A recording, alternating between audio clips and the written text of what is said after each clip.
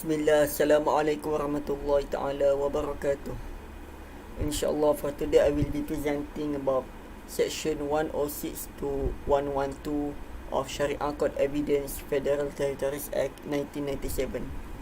The theme of my section is the examination of witness. Okay, so hello, my name is Muhammad Shukri bin Shamsul Anwar 1172746. Let's start with the introduction. So for the sake of our short time, so I will just go into the introduction in brief. Basically, the main point of the introduction is the drafting process of our state evidence statutes, which is particularly our Sharia Court Evidence Federal Territories Act. When it is being drafted, the benchmark of the draft is the Evidence Act. The Evidence Act act as a main benchmark in order to draft the state evidence statutes. That's why we can see that most of the provisions in state evidence enactments and the Evidence Act is quite similar, and the concept and the content is also quite similar. Maybe there is a quite difference, a minor difference between both two, but overall we can say that they are quite similar. That's all. That's why in my presentation I will use Evidence Act cases. I will use Evidence Act explanation in order to give more understanding about our topics today, inshallah. Okay, let's move to the explanation of the provisions.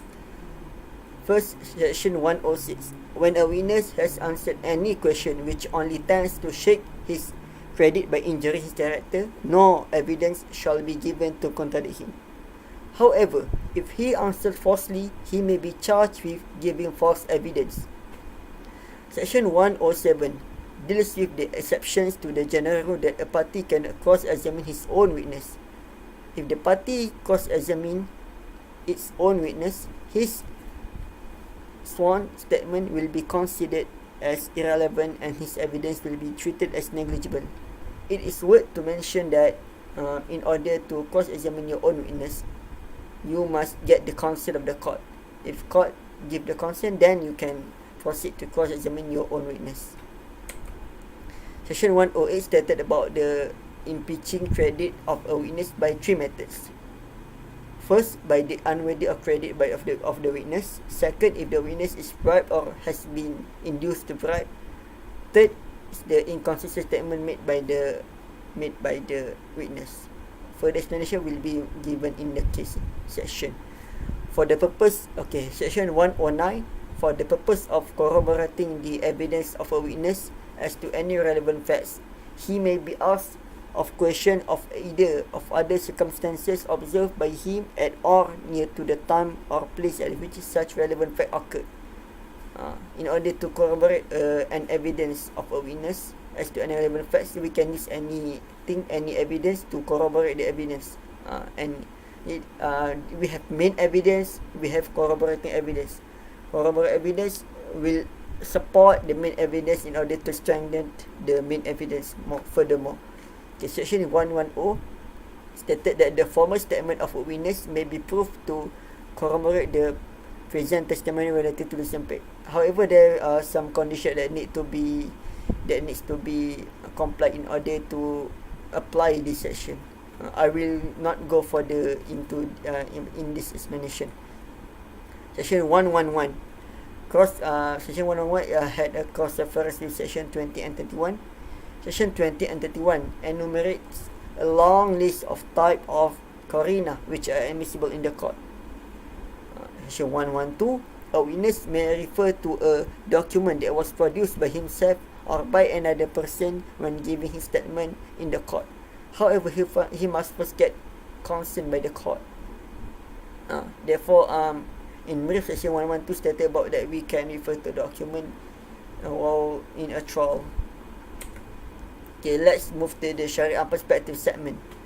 In this segment, I will divide my segment into two main topic, which is first tazkiyah ash-shuhud, second is ash-shahada ala kitabin matbu'. Tazkiyah ash-shuhud. Tazkiyah ash-shuhud means examination of a witness. An-Nawawi in Minhaj al-Talibin has give the procedure that needs that can be followed in order to examine a witness. Okay, I will explain the procedure. First, after hearing the witness statements, the judge will instruct his writer or his assistant to write down the details of the witness, the statement of the witness, and the adverse party details. After writing the details, the judge will then instruct a group of persons. We can call them muzaki. The term used is muzaki. The group of person will go to the housing area of the witness, or maybe the village of the witness, in order to inquire the neighbors, the witness neighbors, to determine whether the witness is credible or not. Therefore, after made the inquiry, they will return back to the judge, and they will tell the judge about the results. Okay. The sequence is like this. Actually, after this, after they had done the inquiry, they will two persons will be called by the court, by the judge, to give the results of the inquiry. If both persons mention that that the witness is credible, therefore the witness statement will be accepted. However, if they mention that the witness is incredible, is not credible, therefore the statement of the witness will be rejected. However, if both of the persons are contradicted with each other, therefore the third person will be called in order to give the decision. So the third person decision will determine whether the witness statement is rejected or not. If both agree that the witness is credible, his statement will be accepted. If not, it will be rejected. It is the process or procedure that have been codified in the Islamic manuscripts. Okay, the second topic is Shahada ala kitab al-matbu'. It is relevant in section 112 clause 1 of the of our act.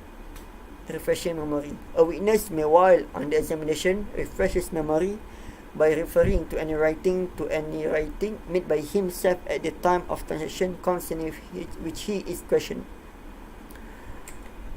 Okay, Shahada ala kitab al-matbu'. Az-Zuhaili in his book stated that a witness may deliver his statement by conveying his agreement or disagreement towards the content of a written document that is prepared either by him or by the court.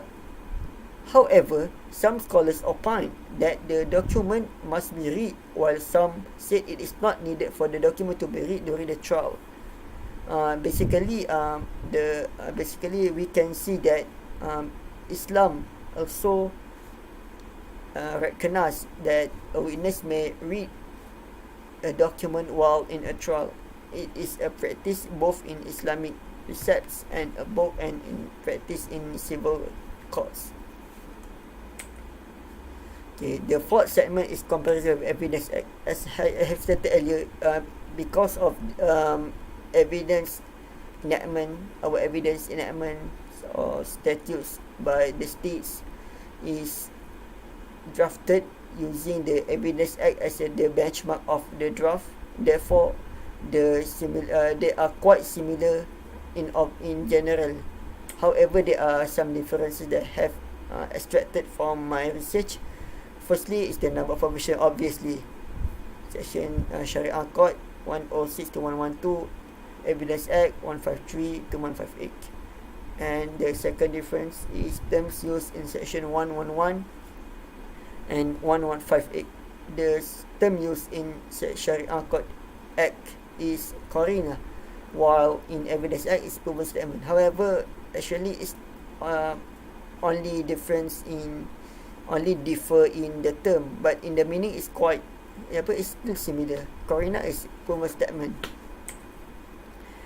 The fifth segment is comparison with Brunei. I have chosen Brunei because it is quite near with us and it is quite comprehensive. And his constitution is Evidence Act, Evidence Statute is quite similar with us. The statute is in choice is the exclusion is Brunei Sharia Court Evidence Order. yeah, the comparison is quite similar with the previous comparison. Number provision which 1060 112 134 141 term use in section 111 140 Corina and proof statement. So I will not explain further in this segment. And the sixth segment is related cases. I will review 3 cases in regard with these provisions. Okay, first, Tai Kian Hock against Kewangan Bersatu Berhad. That is mentioned about section 106. The plaintiff denied that he had any relationship with JL Technique or that he was in possession of its premises and using its machines. Defendant could contradict the plaintiff's denial not to injure his character but to prove a fact in the case. Section 2 of section 106 is applied in this case. Okay. Second case is the public prosecutor against Saravadan Ravindran. That is mentioned about section 108. A witness was challenged by the DPP regarding his whereabouts during his incident. DPP alleged that the witness statement is inconsistent with his previous statement in the police report. Therefore, as the previous statement is inconsistent with the current statement, the witness can be treated as hostile witness according to section 108. And the third case is Muhammad Zakwan Zaruddin against public prosecutor. It is a rape case. Police report lodged by the victim acts as a piece of corroborative evidence in the rape case. In the police report, she had told the police in detail about the ordeal that she had suffered on the hands of 2 6 men. Therefore, lastly, the seventh segment, which is my personal view in regard with these provisions. If I am a legislator, I would like to draft a bill to add some provision that will include the procedures of examining a witness, which is Tazkiyah Shuhud, as shown in Brunei Sharia Court Evidence Order 2001. In my opinion, we lack the procedural laws or provision in regard with examination of witness. Yeah, I know we have one. We have a part that is exclusive for examination of witness, but the procedural part is lacking in our enactment in our statute. If a systematic and detailed procedures are added to our related statutes, it could guarantee the credibility of a witness, thus avoiding false statements from being produced in a trial, and therefore, reducing the time taken in order to and reducing the time used in a trial.